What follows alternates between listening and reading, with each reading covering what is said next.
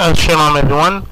This slide is titled "The Name of the Son" by me, Messiah 89. Who has gone up to heaven and come down? Who has occupied the wind in the palms of his hands? Who has wrapped up the waters in his cloak? Who established all the ends of the earth? What is his name, and what is his son's name? Surely you know. Complete Jewish Bible, Proverbs 30, verse 4.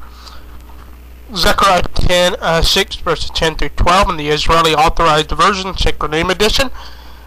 Take of them of the captivity, even Hildai of Tobiah and Jediah, which are come from Babel. And come thou the same day, and go into the house of Yahshua, son of Zephaniah. Then take silver and gold, and make crowns, and set them upon the head of Yehoshua, the son of Jehoshua, Kohen Hagadol, and speak unto him, saying, Thus speaketh Jehovah Zebaoth, saying, Behold, the man whose name is the branch, and he shall grow up out of his place, and he shall build the temple of Yehovah. Okay. Now, this is Yehoshua, or Yod-Heh-Vav-Shin-Ayin, the spelling that all those who say Yehoshua, Yahushua, Yahusha, and Yahshua all spell it this way. Yod-Heh-Vav-Shin-Ayin, the name of Messiah, also the name of Moses' predecessor, and the name of this high priest here, who, by the way, this is the name of the branch, as we've seen in Zechariah.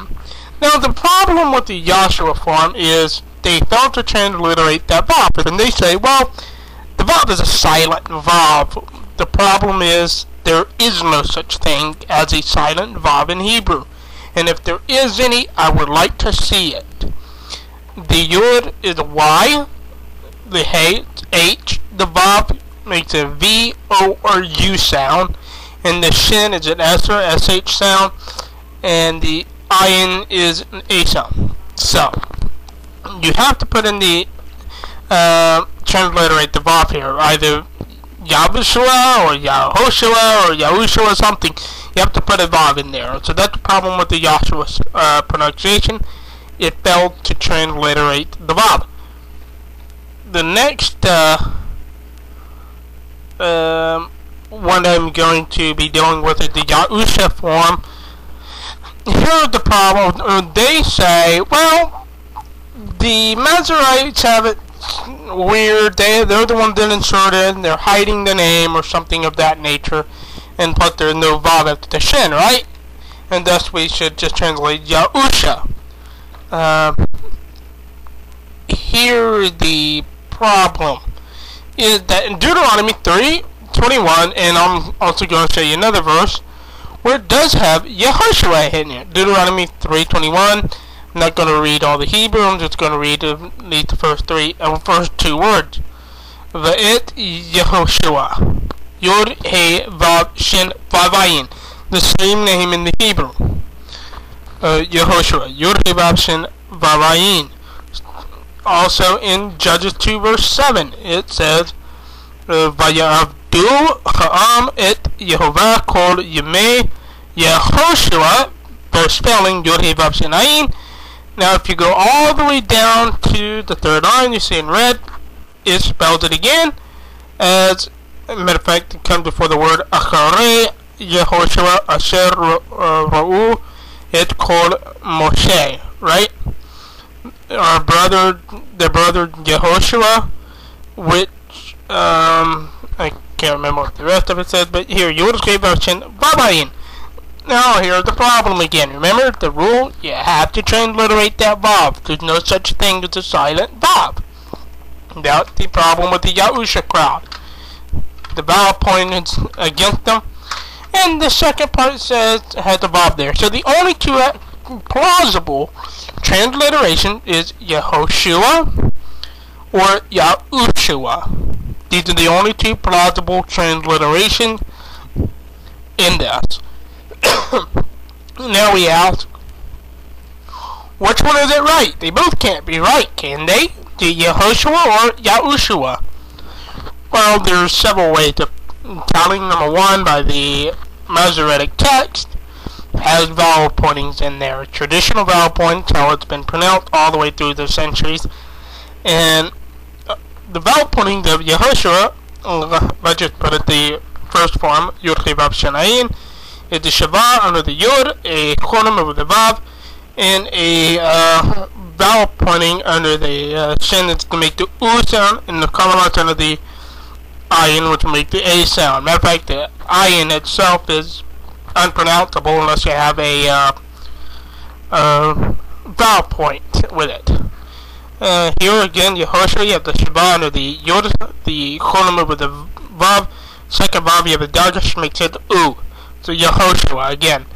Also in Zechariah 6:11, Geneva Bible says, "Take even silver and gold and make crowns and set them upon the heads of," what did it say? Yehoshua, the son of Yehoshua, the high priest.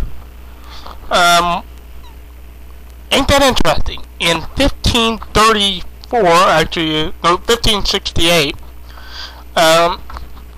they actually had it right. It's Yehoshua. This proves you don't have to translate a name.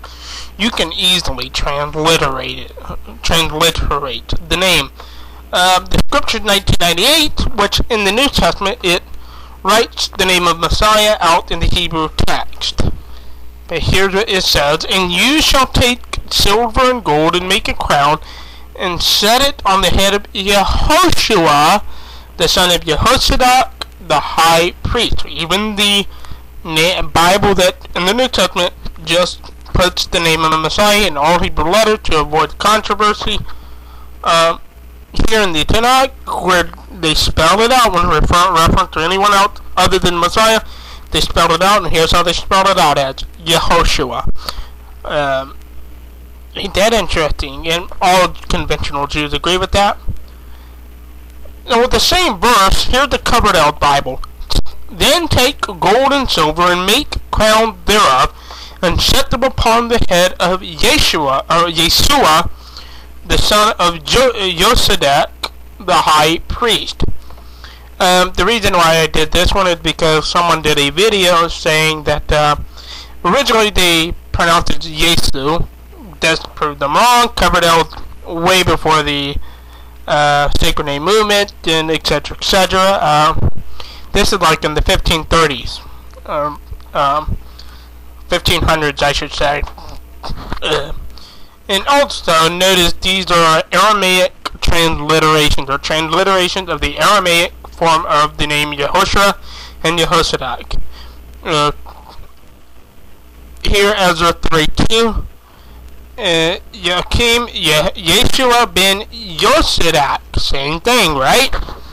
By the way, the verse 10, Covered L says, "And there stood up Yeshua, the son of Yosadak," the same thing as we saw in Zechariah. It's all Aramaic. The Geneva Bible then stood up Yeshua, the son of Yosadak. Again, you don't have to translate. You can transliterate them. They did it thousands of years ago. Hundreds of years ago. Why can't we do it now? This also proves that no, for your sacred namers, Yeshua is not a cover-up to hide the name of the Messiah or the name of the Creator. It does not. It's not Yeshu. This is Yeshua. So that's two things in one. So what is the ultimate conclusion? The name is based on historical evidence, and the text itself is Yehoshua. That is the name of the Messiah. So until next time, everyone, shalom and God bless.